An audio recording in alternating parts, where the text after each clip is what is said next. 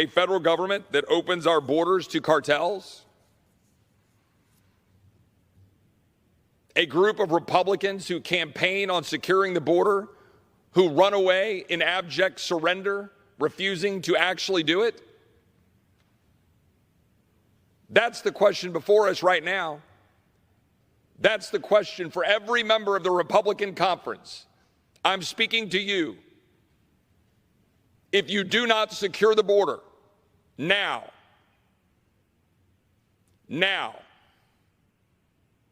you are giving up any argument you have for the American people to put their faith in you. Will Republicans honor their campaign commitments to secure the border, yes or no? What I am seeing right now from my Republican colleagues does not give me faith that they will stand up in the breach, as did those men who stood on the wall at the Alamo. I am tired of words. Things are going to change in this body.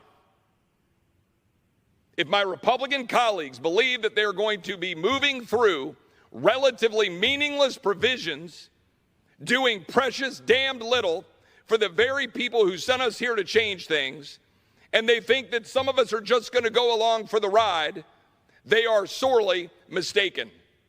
We will not. There will be no more games, as I saw unfold today on the floor of the House of Representatives, where lies and misrepresentations were made about legislation, specifically for personal reasons, to take down an amendment. An amendment, by the way, designed to ensure that the executive orders that are driving up inflation, that this majority said they wanted to expose out of the current president and our Democratic colleagues on the other side of the aisle, that they would exempt emergency executive orders, exempt national security-related executive orders, the very kinds of emergency executive orders that have been killing this country for as long as I can remember, and specifically for the last several years through the COVID pandemic and emergency responses. Executive orders forcing needles into the people's arms, and if they say no and they can't carry out their livelihoods, shrinking the labor supply, driving up the cost of goods and services by shutting down the greatest economy in the history of the world. My colleagues on this side of the aisle today ran away from actually holding the executive branch responsible. Why? For petty, personal, political reasons. That ain't gonna fly. That's not gonna be the way this works. Leadership is something that is observed and followed. It is not an anointed position. We did not come to this chamber to continue to allow the executive branch to run over the American people, where sitting today is a young man who served his country and is being denied his commanding officer job, being forced to try to pay back student loans because he dared to say no to a vaccine mandate that was politically driven. And what is this side of the aisle doing about it? Not a damned thing. What is this side of the aisle doing about open borders? Nothing. Nothing. What is this side of the aisle doing about an ATF rule about to make felons out of 10 million Americans or more? Nothing. What is this side of the aisle going to do about spending? Lip service. We have a debt ceiling approaching. We're running around like chickens with their heads cut off. We should say something right now. We should pass a bill off this floor saying that we will raise the debt ceiling, but only if you end the disastrous student loans that are going to cost $400 billion and drive up the cost of higher ed. Only if you rescind the $91 billion of unobligated COVID money.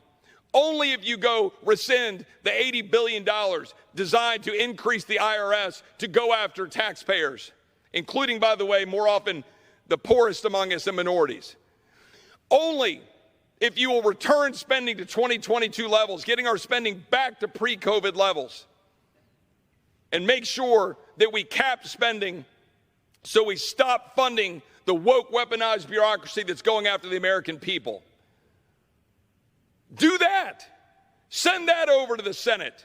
Send that over to the Senate and make Chuck Schumer and the President of the United States choke on it. Because the American people want us to cut spending right now.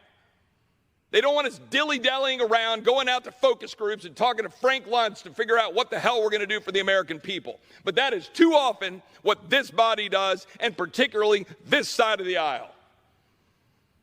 We are not going to have 2 more years of the usual crap that this body continually engages in. No more spending money we don't have. No more allowing lawlessness. No more open borders. No more mandates killing the American people. No more mandates driving up the price of energy, subsidizing unreliable energy, driving up the cost of that energy. No more. $32 trillion of debt. Wide open borders causing little girls to get sold into the sex trafficking trade. New York Times finally wakes up and writes a story about it this week. What do? We pass a 3-page bill asking the Democrats to say, we'll give you reports on inflation, but not if there's emergency spending. Because everybody's got to have their precious emergency spending. Oh gosh, there's a hurricane, so who cares if it's inflationary that you dump $40 billion? Who cares if it's COVID and you dump $5 trillion out in the name of an emergency, crushing the greatest economy in the history of the world? No, we can't have a report like that.